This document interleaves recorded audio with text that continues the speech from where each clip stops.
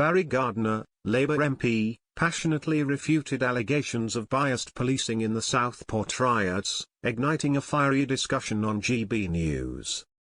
Labour MP Barry Gardiner rejected claims that the Southport riots exposed two-tier policing and said such suggestions downplay the brutality of the violence that occurred, as he appeared on Monday's GB News. Parliament's Home Affairs Cross-Party Select Committee published a report on Monday into the police response to the disorder that broke out across the country after the murder of 3 girls at a Taylor Swift-themed dance class in Southport on the 29th of July.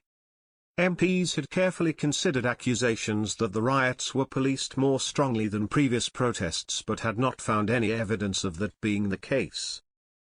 Gardiner said the report noted, "This was not protest.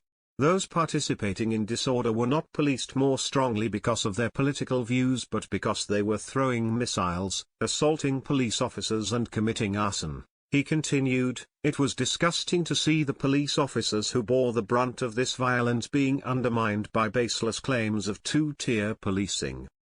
Gardiner was asked how many Reform MPs had contributed to it by Reform Chair Yusef, to which Gardiner responded that he didn't believe there was a Reform MP on it. The Labour MP added that we should not be minimising what happened to police in Southport, prompting show host Michelle Dewberry to comment, "Who has minimised it? Because he didn't," she points at Yusef, "and I didn't." Zia continued, "Barry, you are conflating the idea of two-tier policing with some imaginary notion that those engaging in those activities should not have been arrested and go to jail for a long time. No one is making that argument. People are arguing that when it happens to be people of a different group, where appalling things are happening, it is handled differently." The report found there was no evidence of two-tier policing in the way officers responded to violence and criminality that erupted in Southport and later elsewhere. During the riots, law enforcement officials faced violent attacks, and numerous shops, businesses, community centers, and libraries sustained damage. Additionally, mosques and hotels accommodating asylum seekers were explicitly targeted.